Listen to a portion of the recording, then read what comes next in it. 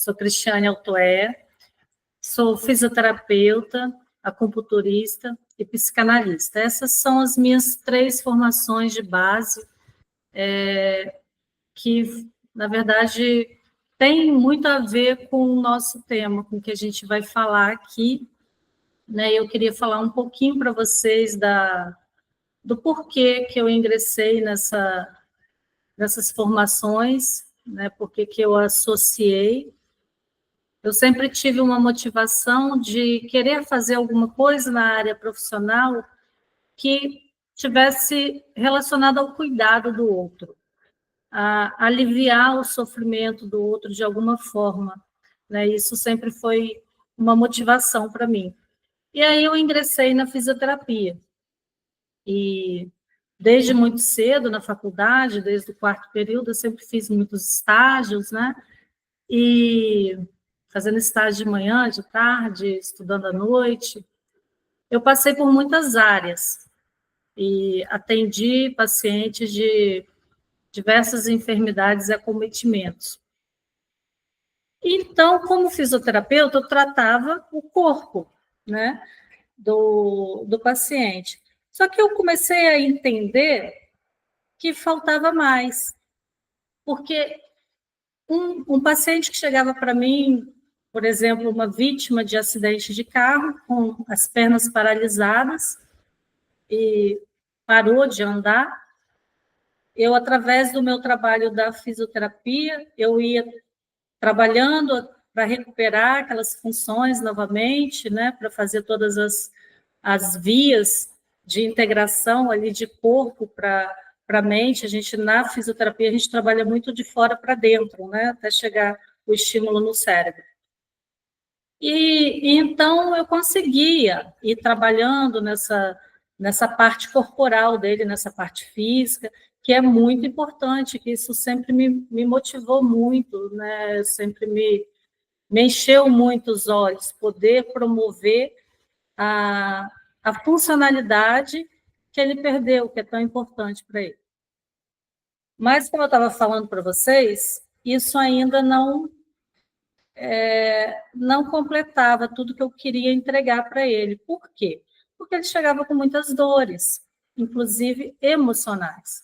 Às vezes ele foi vítima de um acidente em que ele foi inocente. Ele chegava com frustrações, com raiva, com sonhos ilutados, com expectativas despedaçadas. Então, eu comecei a entender que eu precisava de também ajudar ele a equilibrar emocionalmente. Porque muitas das vezes ele chegava nas sessões e ele não conseguia fazer fisioterapia, ele não tinha força para fazer fisioterapia, porque ele estava muito triste, ele só chorava. Uma pessoa que tinha sido amputada, por exemplo, um membro amputado. E aí eu ingressei no mundo da acupuntura. Isso ainda no último ano da minha formação de fisioterapia. Porque a acupuntura ela consegue ter esse olhar mais integral para o ser humano, que é o olhar o ser humano não só no aspecto físico dele, mas também no aspecto mental, no aspecto emocional, como um ser integral, um ser, a gente ter esse olhar mais holístico para ele, né? E aí eu ingressei na especialização de acupuntura, e então a acupuntura e a fisioterapia elas sempre fizeram parte de toda a minha jornada de profissional.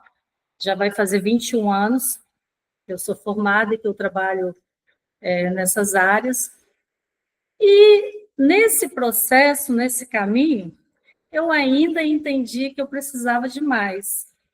Eu precisava de mais para poder ajudar ainda mais esse paciente, essa pessoa sofrida, né? Porque eu conseguia, através da fisioterapia, tratar as dores delas, lesões delas, as enfermidades do físico, conseguia com a acupuntura também tanto tratar essas dores, quanto também descarregar aquela raiva, aquela frustração, trazer mais alegria naquele momento, e ela conseguia fazer a sessão, conseguia fazer as coisas, e já saía mais feliz, mais relaxada. Mas, passado uns dias, às vezes a mesma coisa acontecia, né? Acontecia outra coisa, e ela vinha com as mesmas frustrações, com os mesmos dilemas, com os mesmos sofrimentos.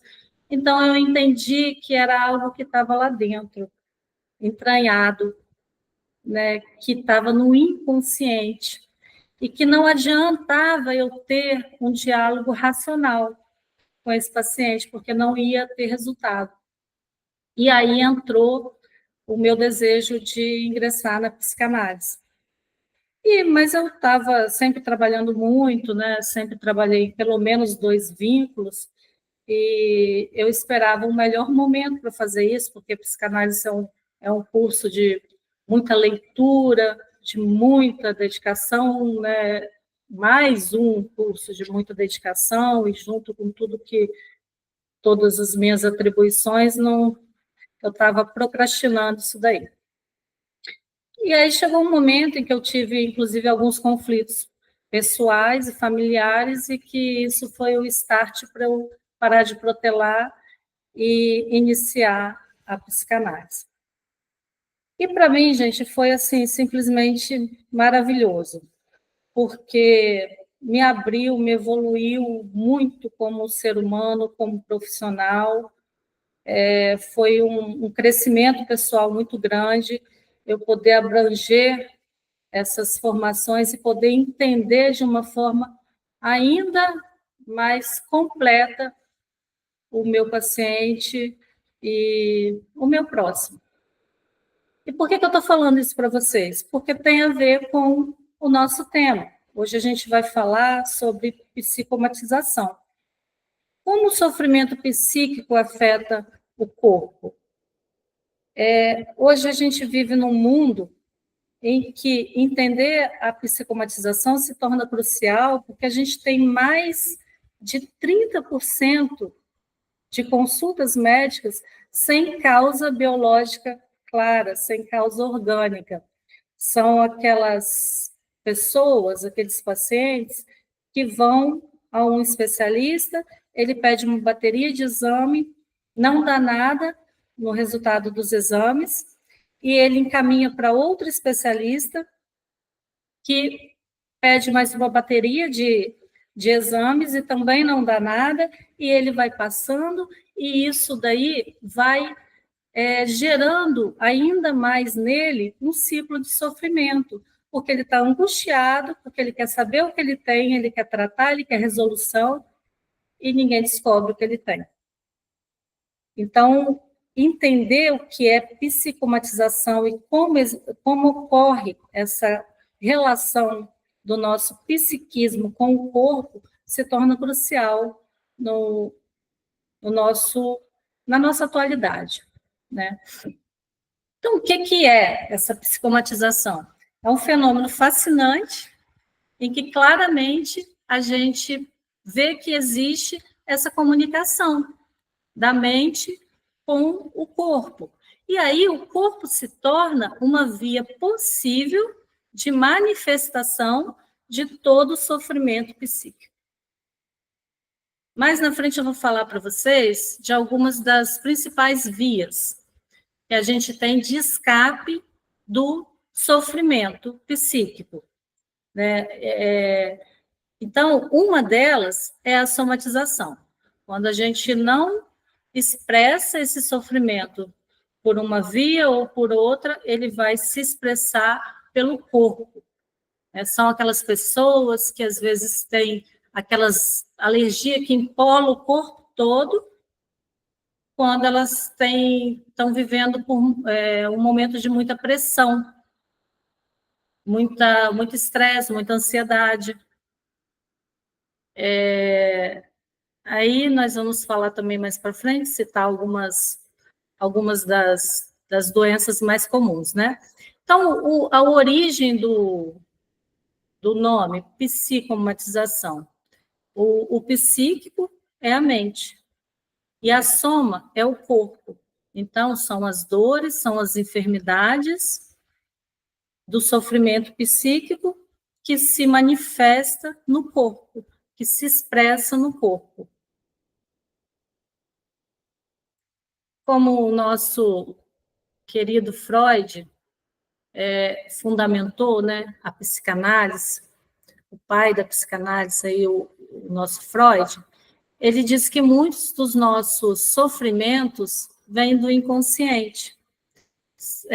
São memórias, traumas, emoções reprimidas que ficam lá guardadinhas, trancafiadas, e que em algum momento esse conteúdo ele precisa sair, ele precisa escapar. Então, muitas das vezes, como a gente estava falando, ele vai escapar em forma de sintoma físico, que é a via pelo qual ele consegue. Ele é a via mais aceitável para ele, né? E aí tem todo o... Aqui a gente tem uma ilustração do processo terapêutico, né, que é a análise do inconsciente. Espera aí, toda vez que você está estressado, você empola o corpo? Então, o gatilho é o estresse. O que é que você empola o corpo, então, quando você está estressado? Vamos olhar para esse gatilho? Vamos analisar o que está guardadinho aí dentro? Aí a gente vai fazendo todo esse trabalho no processo terapêutico de trazer luz a esse inconsciente, a esses conteúdos guardados, né, e a gente vai encontrando as causas. Aí, como eu estava falando, que as 3 principais vias de dissipação dessa energia mental acumulada é a via verbal, a via da fantasia e a via somática. Vocês imaginam um sofrimento psíquico tão grande, que vai te levando a uma angústia tão grande que você já não pode suportar. Aquela energia ela vai crescendo, crescendo, crescendo, crescendo e vai explodir, vai surtar. Para isso não acontecer, a gente tem 3 principais vias. Tem outras formas também dessa energia escapar, mas as 3 principais vias seriam essas. Você precisa falar, você precisa expressar a angústia que você está sentindo. Você precisa colocar para fora. O que a boca não fala, o corpo, muitas das vezes, pode falar. Só que o falar nem sempre é viável, nem sempre é fácil, porque você precisa ter com quem você falar, ter a segurança de que você vai falar com uma pessoa que vai te acolher, que não vai te julgar, que não está envolvida naquele assunto, que vai ser imparcial, uma pessoa que vai ter um entendimento de te dar uma resposta sábia, com conhecimento, e nem sempre você tem essa pessoa. E ainda tem a questão de que, às vezes, o conteúdo que você quer falar, que você precisa falar, é um conteúdo proibido, é o infalável, é o tabu. Como eu vou falar para alguém isso? Como eu vou falar para alguém dos meus fantasmas? Então, fecha-se a boquinha, muitas das vezes, né? Se a gente não vai para um processo de análise, o que vai acontecer? A gente vai ter mais 2 vias que podem ser possíveis, que a outra é a via da fantasia, e aí você vai viver totalmente desconectada. São aquelas pessoas que elas conseguem se desconectar do real, do agora, do presente, viver ali no mundo da fantasia, e aí fantasia tudo. Quando eu ganhar na loteria, todos os meus problemas vão ser resolvidos, ninguém na minha cidade passa fome, quando eu ganhar aquele processo, ou tem as fantasias também negativas. Nossa, meu marido está atrasado há 5 minutos. 5 minutos ele deveria ter chegado, já é 10 minutos. Não, ele foi para um motel com outra. Só pode. E aí você começa a entrar ou num sofrimento maior, ou então você consegue realmente dar uma escapada, porque você vive numa fantasia até um pouco mais positiva, né? Mas vive totalmente desconectada da realidade. E algumas pessoas também não dão conta dessa via, porque são pragmáticas demais, são realistas demais, para viver fantasiosamente, né? E aí, qual é a via que vai sobrar? A somática, quando só resta essa via para que a mente possa expressar todo aquele conteúdo, toda aquela energia que está reprimida ali, que está a ponto já de explodir. E aí ela vai se manifestar no corpo. E aí a gente tem alguns exemplos, antes da gente começar aqui a apresentação, estava até comentando com a Lúcia, de uma paciente que ela tem, eu tenho também alguns, de fibromialgia. É um paciente clássico. É aquela dor tão grande, tão grande, tão grande, que está lá reprimida dentro do inconsciente e que ela não dá conta de expressar de outras formas, aí o corpo vai sentir. E às vezes a gente escuta algumas coisas do tipo assim: isso é coisa da sua cabeça. Não é coisa da cabeça, não. Quem tem fibromialgia tem os receptores nociceptivos, que são os receptores que captam o estímulo doloroso, tão multiplicados que ela sente dor a um toque que não era para ser doloroso. Isso é real. Ela sente essa dor. Mas essa dor, ela não dá exame nenhum. Por quê? Porque ela é uma dor da alma. Ela é uma dor daquelas memórias que estão lá reprimidas, que estão trancafiadas dentro do inconsciente dela. Então, esse é o fascinante mundo da psicomatização, que é a relação da mente com o corpo. E como isso acontece fisiologicamente? Fisiologicamente, a psicomatização vai envolver muitos mecanismos complexos, ela vai ter alteração de vários dos nossos sistemas, né? O sistema nervoso autônomo, endócrino, respiratório, imunológico. Já tem até muitos estudos que têm falado agora da relação do cortisol, por exemplo, com a debilidade do sistema imunológico, né? Que tem até um agora que correu aí, até viralizou nas redes, que 5 minutos de estresse equivale à descarga de cortisol equivalente à debilidade de 5 horas do sistema imunológico. Então, durante essas 5 horas, você fica totalmente suscetíveis a infecções, a viroses, porque a gente vive no meio dos fatores patogênicos. Só que o nosso sistema imunológico ele está geralmente forte. E a gente consegue conviver com bactérias, com parasitas, sem que isso gere em nós uma doença. Mas quando essa carga de cortisol está tão aumentada dentro do organismo, o nosso sistema imunológico ele fica desprotegido. E aí a gente manifesta a doença. O sistema endócrino é altamente sensível ao estresse, né, ao psíquico, ao psiquismo mesmo, né?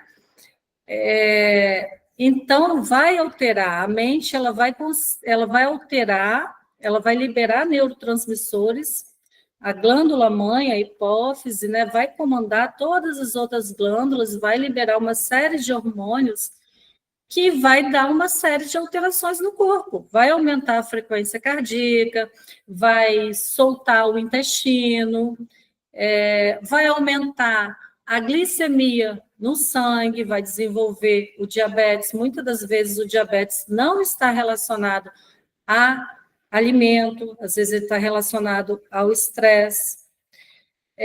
Então, assim, isso daí não está acontecendo não está acontecendo, essa frequência cardíaca ela não está aumentada, eu não estou conseguindo respirar, isso é coisa da minha cabeça? A pressão aumentou, isso é coisa da minha cabeça? Eu estou fazendo isso? Não, gente, isso está acontecendo. Isso está acontecendo no corpo por todos esses fenômenos aqui, por toda essa comunicação, essa alteração fisiológica né, dos hormônios, do sistema nervoso autônomo, o nervo vago, que conecta com as vísceras, que faz toda a conexão com os órgãos, né, da mente, com os órgãos, com as vísceras. Então, vai alterar. O corpo, ele realmente ele vai sentir. Ele pode até desenvolver uma doença mesmo, né? Pode ser detectada em exame, inclusive. Mas isso tudo por quê? Por um sofrimento psíquico, porque essa mente está comandando negativamente esse corpo. E eu lembrei agora, aqui a gente fala de algumas áreas do corpo que são mais comuns, né, dos sintomas psicossomáticos acontecerem. São as famosas enxaquecas, né? Geralmente são pessoas que têm muito estresse, são muito ansiosas, vivem sob muita pressão. As tensões musculares, as dores nos ombros, nas costas, na cervical, muitas vezes está relacionada à sobrecarga de responsabilidade, essa pessoa sente que está carregando o mundo nas costas. Temos aqui do aparelho digestivo, né, as gastrites, tem até algumas pessoas, alguns médicos, inclusive, que falam que o que você tem é gastrite nervosa. O que é essa gastrite nervosa? É a gastrite por estresse, né? A síndrome do colo irritável, ora o intestino dá aquela diarreia súbita, aquela urgência de evacuar, ora prende por semanas, e aquele estufamento, aquelas dores terríveis. Temos aí várias hipersensibilidades, né, visceral. As palpitações, a falta de ar, a dor no peito. Aí isso daí me fez lembrar quando eu trabalhava no hospital. Eu trabalhei durante 9 anos em hospitais e passei por diversos setores, dentre eles o pronto-socorro. E no pronto-socorro a gente via muito esse paciente clássico, essa cena clássica do paciente chegando com frequência cardíaca lá nas alturas, falta de ar sem conseguir respirar, o ar não passava de jeito nenhum, e dor no peito, e estou infartando. E aí começa, né? Começa a monitorar o paciente, fazer todos os tipos de exames relacionados àquela queixa dele, e aí depois a gente perguntava, e aí, o que deu? O que o paciente tem? Nada não, piti. Isso a gente escutava dentro do hospital, de colegas de trabalho. Não é nada não, é piti. Como assim não é nada, gente? A frequência cardíaca da pessoa, 120, a pressão arterial, às vezes a pressão arterial tinha alteração, às vezes não. Mas às vezes ela estava super alterada, estava lá 190 por 110, né? Dor no peito, a falta de ar, as vias aéreas fechadas, o ar não entrava nem saía. Fez o raio-x, não tem nada no pulmão, fez o eletro, não tem nada no coração, mediu os enzimas, não tem nada, então, o que é isso? Piti. Não é piti, é todo esse conteúdo reprimido que está dentro do psíquico, que está dentro do inconsciente, que ele já não está dando conta. A gaveta já é pequena para guardar tudo aquilo, que está gerando toda aquela angústia, que está crescendo. E aí vai se manifestar no corpo. E vai ter alteração, o que ela está sentindo é de verdade. Ela está com falta de ar de verdade. Ela está com a frequência cardíaca alta de verdade. Isso tudo está acontecendo, é de verdade, é verdadeiro. Ela não está inventando. É da cabeça porque é do psiquismo, é do psíquico dela. Mas ela não está inventando. Está gerando todas essas alterações no corpo dela. Então, essa palestra, na verdade, é um convite a uma reflexão para esse olhar, para a gente olhar o ser humano dessa forma integrada. Ele é um ser que sofre, e muitas das vezes esse sofrimento ele não está só numa esfera, ele não está só na esfera física, ele está também na esfera emocional e vice-versa. Então, a gente precisa ter esse olhar mais empático, esse olhar de amor, para a gente poder compreender melhor esse ser humano e poder orientá-lo melhor no seu processo terapêutico.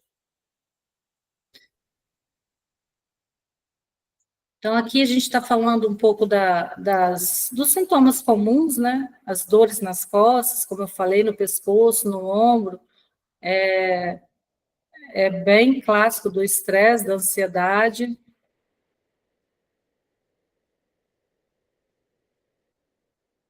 Isso é muito clássico, isso é muito comum, eu pego muito na clínica, né? Pego demais. Então, como eu estava falando, a importância desse tema é justamente trazer a gente para esse olhar mais pleno, para esse olhar mais de compaixão, eu posso dizer, né? E também de responsabilidade, né, sobre o outro. Tanto quanto profissionais de saúde, quanto também como ser humano, né? Para a gente poder olhar aquele ser humano ali, às vezes ele está reclamando ali, a gente fala assim, nossa, mas fulano só reclama, fulano só chega perto de mim falando de doença, falando de dor. Mas é porque, na verdade, ele quer falar de outra dor que ele não tem como falar. E aí, a dor que ele pode falar é a dor que ele permite que escape no corpo dele. Então, quando a gente começa a compreender mais isso, a gente começa a mudar o nosso olhar, a nossa escuta sobre o outro. E, quanto profissionais de saúde, é tão importante a gente compreender isso, porque a gente vai levar a ajudar esse paciente nessa jornada de diagnósticos mais precisos, de diminuir esse ciclo de sofrimento dele, porque você imagina, gente, a pessoa vai de especialista em especialista, faz bateria de exame, bateria de exame, bateria de exame, e ela só escuta assim, não é nada não é comigo não, ou vai para o outro, que deve ser com o outro. É angustiante, né? Então, assim, e aí? Agora que a gente já sabe como que isso funciona, como tratar? Como tratar as psicomatizações?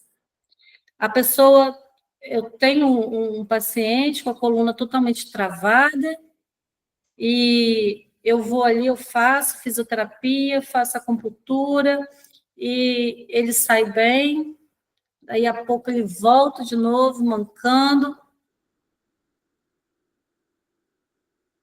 Não estou falando que não adianta, não. Não adianta os remédios, não adianta a fisioterapia, não adianta a acupuntura. Adianta.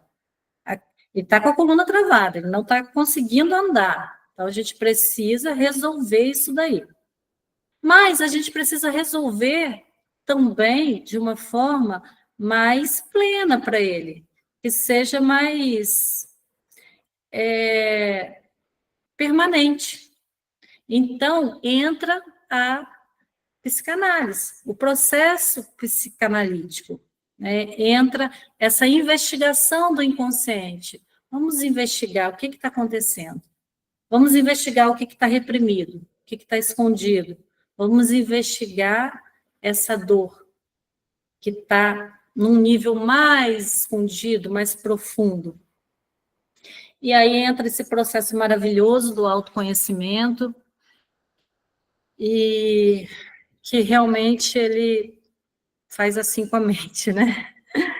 E aí a gente tem algumas técnicas que a gente trabalha, né, na psicanálise, que é a livre associação. O paciente vai falando aquilo que vem à cabeça, que o inconsciente está soltando, e o analista, ele vai analisando aquilo ali, ele vai analisando não só o que ele fala, mas principalmente o que ele não fala, né?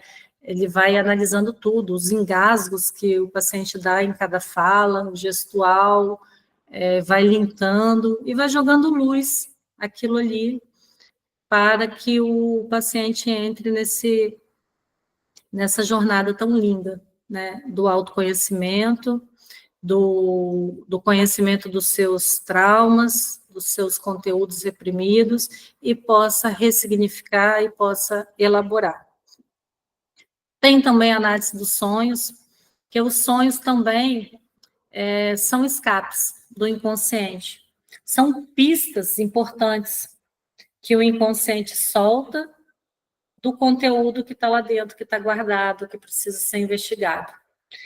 E para esse processo acontecer, tem que acontecer a transferência, né? Esse paciente, ele precisa projetar no terapeuta sentimentos, ele precisa acreditar que ele está num ambiente seguro, que aquele analista é um analista ético, competente, e que vai guiá-lo nesse processo tão sigiloso, tão misterioso para ele mesmo, né? Isso precisa ser um sigilo absoluto, né? Então ele precisa se sentir seguro, ele precisa sentir que ele está acolhido e está seguro para falar o que ele quiser falar, sem medo de ser julgado, sem medo de não ser aceito.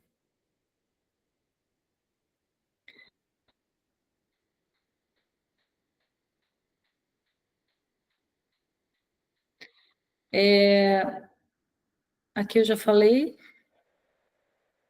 E a gente tem outras técnicas que a gente pode estar associando, né, para o tratamento das psicomatizações, como eu já falei com vocês, da acupuntura. Eu gosto muito de associar a acupuntura, porque a acupuntura é um tratamento da medicina oriental, e a medicina oriental eu acho ela incrível, porque ela vê o ser humano dessa forma holística, como um ser integrado entre a esfera física, psíquica e divina, né, espiritual, não na conotação religiosa, mas na conotação de que você acredita que existe uma força suprema que te rege. E isso é extremamente importante, inclusive, na saúde mental. Porque vocês imaginam, você está passando, por exemplo, por um luto inesperado e sua casa caiu, você está totalmente destruído, destroçado, você não tem força. Você, humanamente, não tem força. Mas quando você projeta, quando você acredita que existe uma força maior, que naquele momento em que você não consegue ficar de pé, ela te dá as mãos, ela te ajuda a levantar, isso te motiva, isso faz você querer se superar, você querer ir adiante. Então, por isso é tão importante também no processo da saúde mental essa conexão espiritual, né? E aí eu sou apaixonada nessa filosofia oriental e por isso também sou apaixonada também na acupuntura, porque a acupuntura você vai podendo mexer em tudo isso daí. Você trabalha o físico do paciente, aí ele chegou às vezes com raiva, frustrado, totalmente estressado, a pressão está lá no alto, além daquela dor que ele foi tratar, às vezes uma dor na coluna. Aí você consegue trabalhar a dor na coluna dele, você consegue equilibrar essas energias que estão tão altas, desses meridianos que estão tão altos, que está elevando a pressão arterial, por exemplo, você consegue, equilibrando essa energia, deixar essa raiva escapar. Como que isso é feito? Isso é feito através de estímulo de agulhas finas em pontos específicos, que, de acordo com o ponto que você está estimulando, você está mandando uma mensagem para o cérebro. O cérebro ele vai produzir um neurotransmissor e vai te responder de acordo com aquele estímulo que você pediu para ele. Então, isso vai equilibrar as energias. Então, eu consigo tirar esse paciente de todo aquele acesso raivoso dele,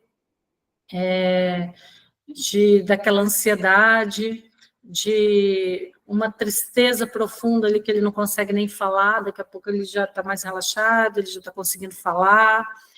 E eu consigo também, através das agulhas, em alguns pontos específicos, cutucar alguns pontos para que o inconsciente ele comece a abrir algumas gretas, algumas frestas.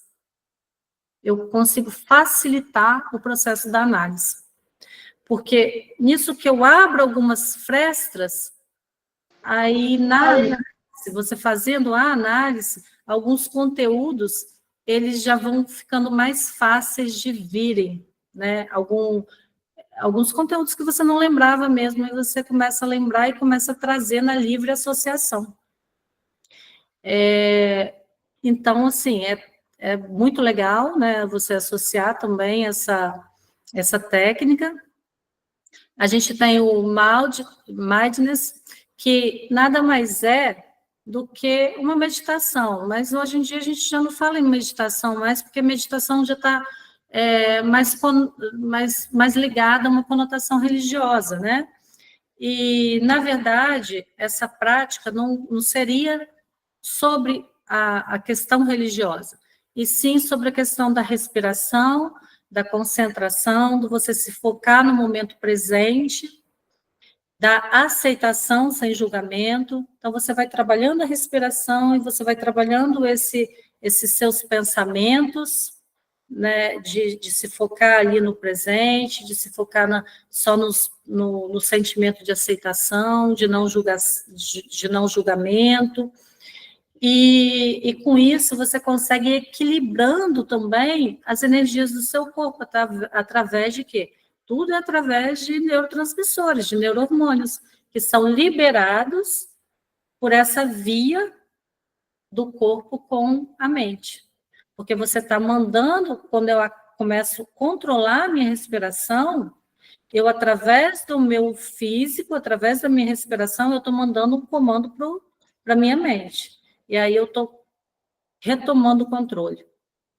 Que aí ela começa a entender, não, o fulano está calmo, ele não está mais estressado, ele está calmo. Então, peraí, deixa eu liberar a GABA, deixa eu liberar a serotonina, deixa eu liberar... Ele está calmo, ele está bem.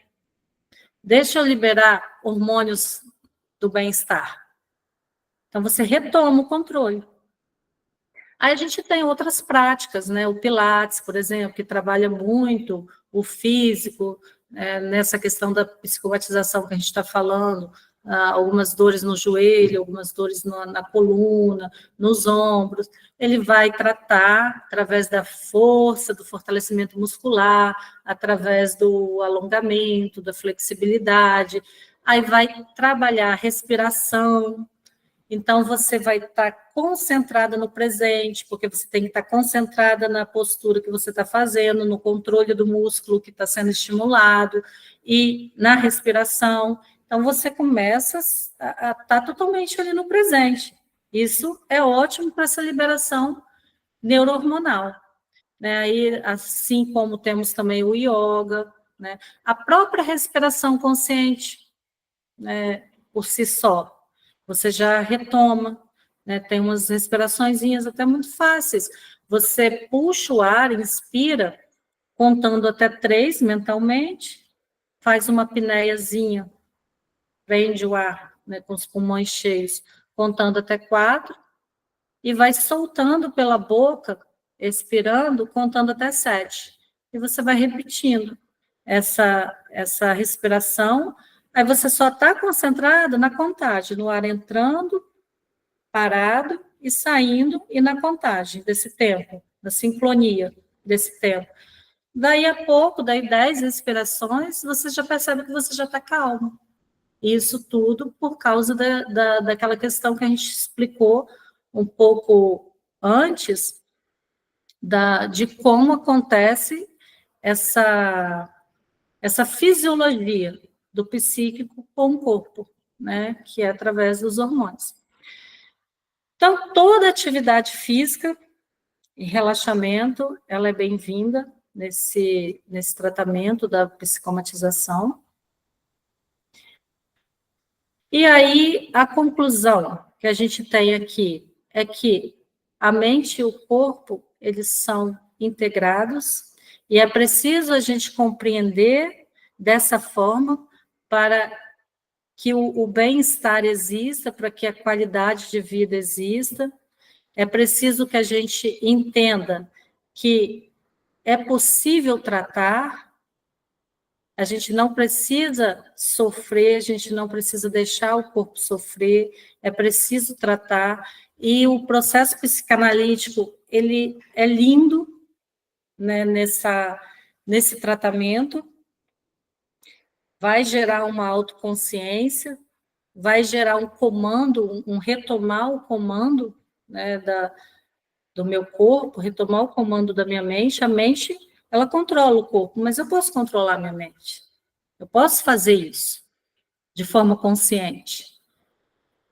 E isso é possível através dessas técnicas, através de todo esse caminho, né?